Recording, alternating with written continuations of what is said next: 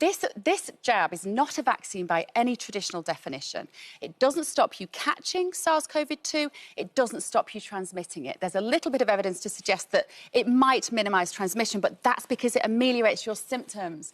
And if it ameliorates your symptoms, then you are less likely to Could you pass argue it it's on. no different than getting vaccinated against hepatitis, for example? It's very different because it's a trial drug. We are still in clinical trials, Matthew. And why are you so? You just have to look at the numbers. Just in the sense of like the finest minds of science have, in an extraordinarily short amount of time, have come up with this vaccine. It's proven that it's working statistically. Why are you so cynical about it? We have no long-term data. We have no long-term data. But we don't have a chance to have long-term data because we have this virus. We do. Killing people around the whole world. No. We don't have that luxury, surely. Why are you so sceptical about the whole thing? 99.8% because of the facts.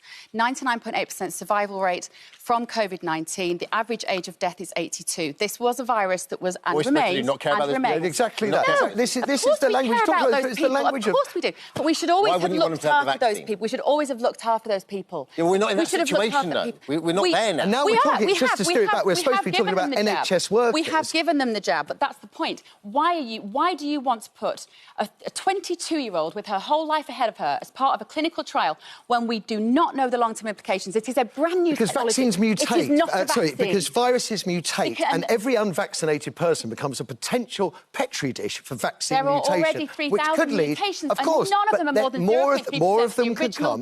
More of them could come. And they could Matthew. overcome the vaccine, which would then lead to What more is deaths. incredible, though?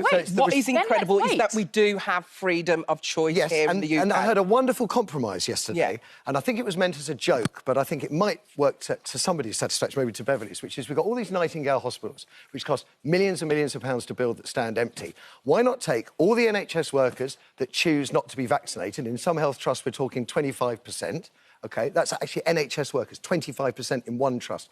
And then take all the people who don't want the vaccine and stick them all in hospitals together. Why would we do that? Because it doesn't stop you passing it on. Well, if you've had the vaccine, what you call the vaccine, it doesn't stop you transmitting it. So why would you separate those people? I think you are massively irresponsible with what you say. say. And this is... And I just... Guys, just to let you know, we're on air till 12:30, so we need to wrap this up.